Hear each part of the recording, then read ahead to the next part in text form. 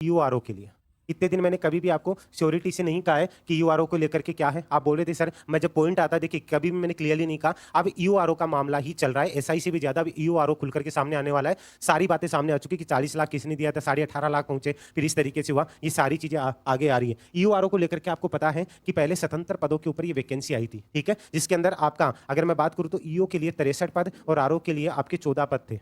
ये बढ़ करके जब मैंने आपको उस टाइम भी बताया था कि ये पद बढ़ेंगे, तब भी लोगों को विश्वास नहीं हो रहा था। उसके बाद में ये 90 समथिंग पद हुए, उसके बाद में ये 111 पद हुए।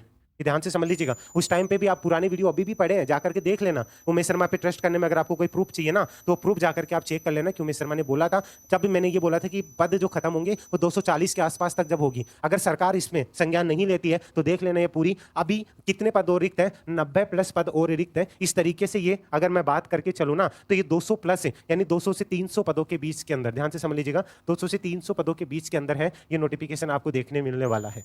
अब इसकी तैयारी अगर आप अभी से स्टार्ट करना चाहते हैं ना, ठीक है, वीडियो क्लासेस से आपने जितना देखा था ना, देख करके जिन्होंने यूआरओ का एग्जाम दिया था वो खुद बता देंगे उनको कितना क्या मिला था। इसलिए भटकने की आदत अगर आपकी नहीं छूटी ना, ठीक है, वो गाना सुना ना, तेरी आंखों के दरिया का भटकना भी जरूरी था, वो वाला गाना सुन लेना, आपको पता चल जाएगा भटक करके आपको आना आखिर में एक ही जगह पर है, ठीक है।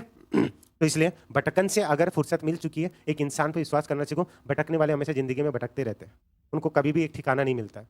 आप फॉर्म रीओपन होंगे, ये सुन लीजिए, इसके फॉर्म रीओपन होंगे क्या, इसके फॉर्म रीओपन होंगे। दूसरी बात, एक और पॉइंट है, तो सीनियर्स जो तैयारी करें उनके लिए अच्छा चांस है, जूनियर्स और आएंगे। अगर आपकी ओवर एज हो चुकी है तो एज में भी छूट मिलेगी। और जिन बच्चों ने अगर अब नहीं मिलती है तो जिन्होंने पहले जो अप्लाई कर चुके थे, ठीक है, सुन लीजिएगा, ये बातें बहुत इंपॉर्टेंट है। आप बार बार फिर कमेंट करके पूछोगे, मैसेज करोगे, जिनकी एज ओवर एज होगी लेकिन उन्होंने उस टाइम अप्लाई किया था, आप एलिजिबल होंगे, आपको टेंशन लेने की जरूरत नहीं है, ठीक है। ये दोनों चीजों का ध्यान रख लीजिएगा, फॉर्म रीओपन होंगे, डेफिनेटली होंगे, तो आप लोग भी नया चांस बन सकते हैं, ठीक है। ये चीज समझ में आ गई। अगर एक विश्वास है तो एक प्यारी सी स्माइल, उमेश सर की टैगलाइन याद है ना, मुस्कुराते रहिए आप उमेश सर के साथ है। हमेशा मेरी कोशिश रहती है, मैं अंदर से मैं कितना भी परेशान रहूं लेकिन आप लोगों के फेस पे स्माइल लाने की, कि आप लोग टूटे हुए होते हैं ना, ऐसे ऐसे बच्चों से बात होती है कि जो हमेशा सोसाइटी से, परिवार वाले सोसाइटी की सुनकर के हमेशा टॉर्चर करते, तू कुछ नहीं कर सकता, तू कुछ नहीं कर सकती, ये एग्जाम हो गई, ये हो गई, तूने क्या कर लिया, कुछ नहीं कर सकती। तब बच्चा मुझे कॉल करता है ना, तो वो दर्द मैं समझता हूँ, ठीक है, उसको मैं फील करता हूं, इसलिए मैं इतना बोल देता हूं, इसलिए मैं साथ खड़ा रहता हूं। मैं कभी झूठी सांत्वना नहीं देता हूं आपको, कि मैं आपको झूठा खुश करने के लिए आपको सांत्वना दे दे, नहीं बेटा ये चीज ऐसी होगी, ऐसी नहीं।